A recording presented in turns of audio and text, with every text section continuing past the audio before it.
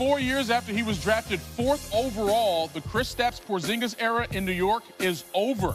The Knicks traded him to the Mavericks in a multi-player deal, a move that teams the former All-Star with rookie sensation Luka Doncic. Now, this move comes less than a day after Porzingis met with the Knicks front office and voiced his concern about the team's future direction. And all of a sudden, we get a trade. You know who was really interested in what happened in New York with this move? Stephen A. Smith.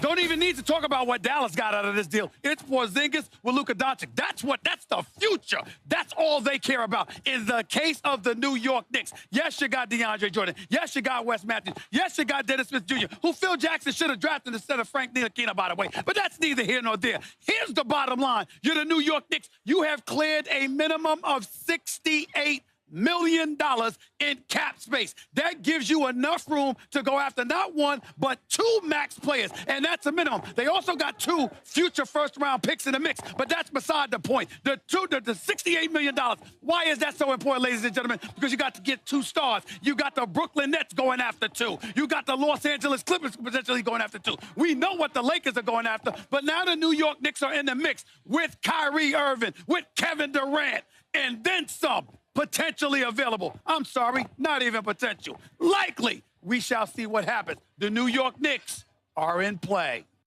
All right, so you knew Stephen A. was going to have a reaction, but, I mean, pretty much the entire league did. Check out Joel Embiid. I mean, he went LOL next level with that one. C.J. McCollum thought it was a good time to turn on notifications, and Bradley Beal was ready for the fireworks to come. And they certainly did, as Porzingis, now a member of the Dallas Mavericks. And again, we still got the trade deadline next week. We got a lot going on. Knicks will have plenty of cap space in play this summer, as we mentioned. Talk about some of the highly coveted free agents. Kevin Durant, Klay Thompson, DeMarcus Cousins, Kemba Walker, Kyrie Irving, and if Kawhi Leonard opts out of his player option, which he is expected to do, he too would be a free agent. Zubin, I think I'm going to need a vacation this summer to get away from the NBA. It's a lot to absorb right here. In other words, the Knicks are going to have plenty of options. Bobby Marks spent plenty of years, 20 namely, in NBA front offices. Take us through the dollars and cents of this all for what the Knicks might be raring to do this coming summer. Well, this offer was all about cap saving for the summer of 2019. As you can see in that big green number right now, the deal to send Kristaps Porzingis, Courtney Lee, Tim Hardaway Jr. now has created $71 million in cap space for New York. That's good enough to get a max slot, because here is where your roster is. You have all young players, Dennis Smith Jr., Kevin Knox, Frank Ntilikina. Here is what we're looking at for free agency. The possibility of a player like Kyrie Irving. If we slide him in here, that leaves you with $39 million in room. You still have enough in cap space for a player like Kevin Durant. Oh, man. That slides you in there. And there are your 2 free agents. And basically what it does is you can go into July 1st and say, pick a teammate. Who do you want to come play with right now? Wow. That's a pretty good question for one of these guys to answer, to perhaps bring the other one aboard. Bottom line, the Knicks have a relatively new president, GM, and coach. And if the triumvirate wants to swing for the fences this summer, they'll certainly be able to do it and have money to spare. Bobby, thank you. Seems only appropriate that the Knicks are already back in the spotlight. Part of the Friday doubleheader. Celtics, Knicks at the Garden. They're all building around Kevin Knox for the moment. And then the newly minted All-Star reserve, Nikola Jokic, and the Nuggets host the red-hot Houston Rockets with James Harden. It all starts with NBA Countdown at 7 Eastern on ESPN, streaming live anywhere you go on the ESPN app. We mentioned the return of LeBron. He was upgraded to doubtful earlier in the day. The rumbling started. He is back at the Staples Center, though they're the opposition on this night, taking on the Clippers. This is LeBron's first basket. No minutes restriction, by the way, on the King. He might go full board tonight. We're tied in. Zubin Mehenti, I'm Michael Lees. You know, on Christmas, Laker fans got a nice present because the Lakers blew out the Warriors.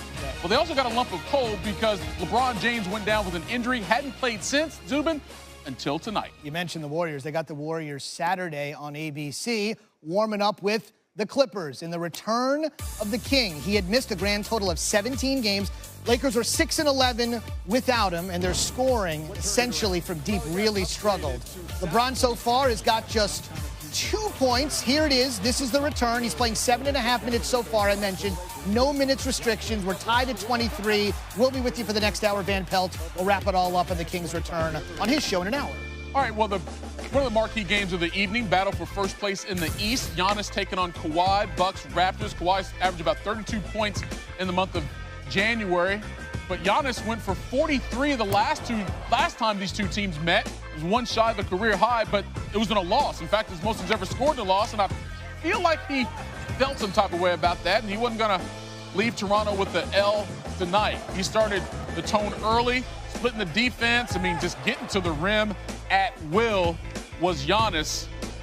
I mean, they got some good defenders there in Toronto, but Giannis is Giannis. Let's go to the third quarter. Here, matched up against Kawhi Leonard, goes past him like it wasn't nothing. Gets the dunk.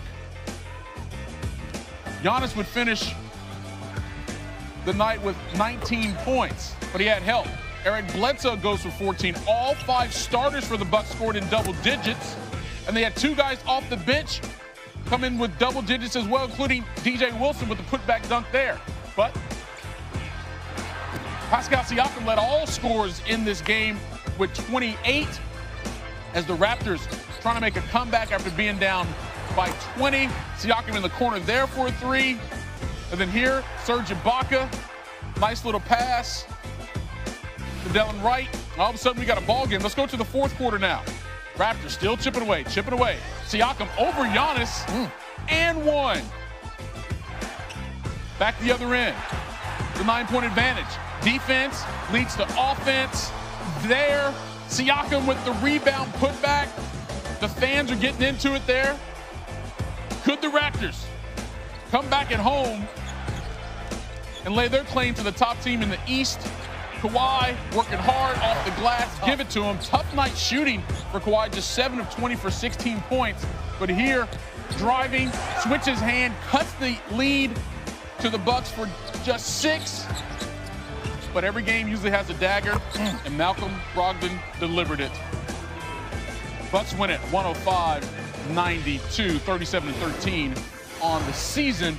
Best record in the NBA. Now, according to our friends at Elias, this is the 3rd time the Bucks have held the best record in the NBA through 50 games. Each of the previous 2 seasons ended up with a trip to the NBA Finals. Those are the only 2 trips to the finals in franchise history, but they have some pretty good guys there, including like Lou Alcindor, Kareem Abdul-Jabbar. But a little more on this game. Let's send it over to Tim Legler in his glorious lab. Well, most nights when you watch the Milwaukee Bucks, you're typically mesmerized by Giannis Antetokounmpo on the offensive end of the floor because you just don't see guys with that kind of length that can cover that kind of ground. But I think what makes the Bucks a viable Eastern Conference contender is their ability to defend the three-point line and the rim simultaneously. And I think they do it better than any team in the league, covering all aspects. Here's a great example of it. And the first thing that all good defenses start with is the ability to jam up the other team's best offensive player early. Don't give him freedom of space. You see that right here with Chris Middleton. And as Kawhi Leonard starts to work his way down to the post, you're going to take a look at Kyle Lowry. Now, he's going to deliver this ball, and I want you to watch the reaction of the weak side when this ball is in the air. Take a look at the weak side defenders come, and they are going to make sure that it's not going to be Kawhi Leonard to get something quick in the post. Ball comes in.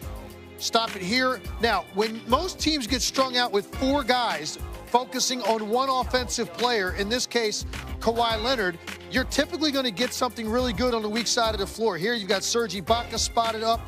You're going to see Delon Wright come up to this area of the floor. So Kawhi Leonard could go here. He could go to the baseline cutter. He could go to the top of the key. It looks like the Bucks are in a really bad spot offensively. But watch the effort as this ball comes to the weak side of the floor. Now he's going to throw a skip pass. Look at the reaction defensively. Turn, close out. Look at Brook Lopez sprint back to the middle of the lane, making sure he's going to get a body on anybody that tries to come to the rim for an offensive rebound. You get contact on the baseline, and the key to this, the chase, and then this, the contest. It's one thing to close out. It's a whole other thing to contest the shot. The Bucks do a great job of clogging up Kawhi Leonard's driving lane, no post-up opportunity, but then they're still able to get enough effort and commitment to chase guys down at the three-point line. Milwaukee Bucks, one of the best in the league at running guys off that line, and the Toronto Raptors are a team that can really hurt you from there. The other area that they're really good is their ability to protect the rim. And again, great defense starts with taking guys out of their comfort zone. Take a look right here as Kawhi Leonard starts to come up top. Take a look at the denial. So now you're going to force the offense further out on the floor. It'd be very easy for this defender to lay back, let their best player catch it, and now you're in a tough position. It's not what happens. You take it away out here. Now, Van Fleet's got to operate. As he starts to penetrate, again, look at the way the Bucks fly to the basketball, and they've got two elite rim protectors back here, Lopez and Antetokounmpo. You flood the lane, take away the penetration, and then the final component right here. Siakam catches the ball. Tough closeout spot for Antetokounmpo. Siakam, a really good offensive player off the dribble. This is textbook defense. You funnel him to the baseline without giving up baseline, and then look what you meet when you get down here. The length that the Bucks have on the back line to protect the rim, contest shots. You saw Toronto struggle the entire game once they got to that point on the floor. Brook Lopez, one of the more underrated stat lines of the season tonight with what he did to protect the middle of the floor. Bucks, a complete team on both ends, a huge road win, and now they control the tiebreaker with the Toronto Raptors.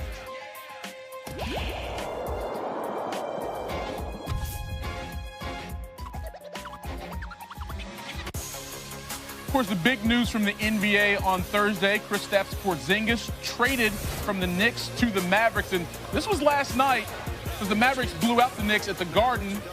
Porzingis talking to Luka, talking to Dirk, and he tweeted this later this afternoon after the trade went through. Little did we know, maybe even he know at the time, that he and Luka were going to be teammates in Dallas. Well, it happened. This is the full trade in terms of how it went down. In addition to Porzingis, Courtney Lee, Trey Burke, Tim Hardaway Jr. will be going to Dallas as well. As for the Knicks, they received Dennis Smith Jr. A lot of Knicks fans thought they should have drafted him a couple years ago anyway. DeAndre Jordan, Wesley Matthews, and 2 future first-round picks. And after this trade, New York projected to have a little more than $71 million in cap space, according to our Bobby Marks. So, Steve Mills, president of the Knicks, what say you? When Scott came on board with me, we started and laid out a plan that we strongly believe in. Today's trade will have a significant impact on us moving our team forward. Over time, it became clear to us that Kristaps was not completely on board with the plan that we had laid out.